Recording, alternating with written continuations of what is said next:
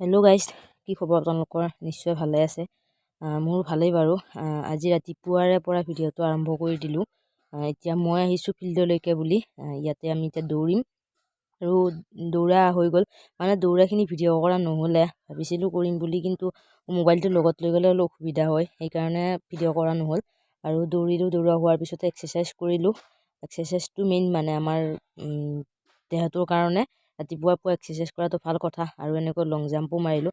এনেকৈ দৌৰা হৈ তাৰ পৰা আহিলোঁ। আহি আমি মাহী আৰু মই ফাৰ্মখন চাফা কৰাত লাগি গ'লোঁ, যিহেতু পোৱালি গ'ল আৰু দুদিনমান পিছত পোৱালি আহিব, গতিকে এইখিনি কাম কৰি থ'ব লাগিব।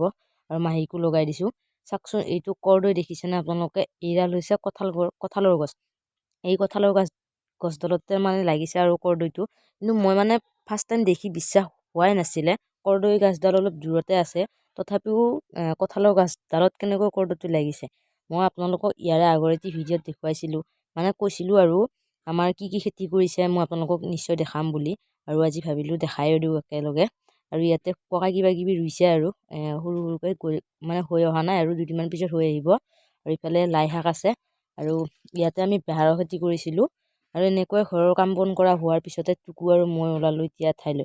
ক'লৈ গৈ আছোঁ আপোনালোকক নিশ্চয় ক'ম বাৰু। ভিডিঅ'টো শেষলৈকে চাই থাকিলে গমেই পাব।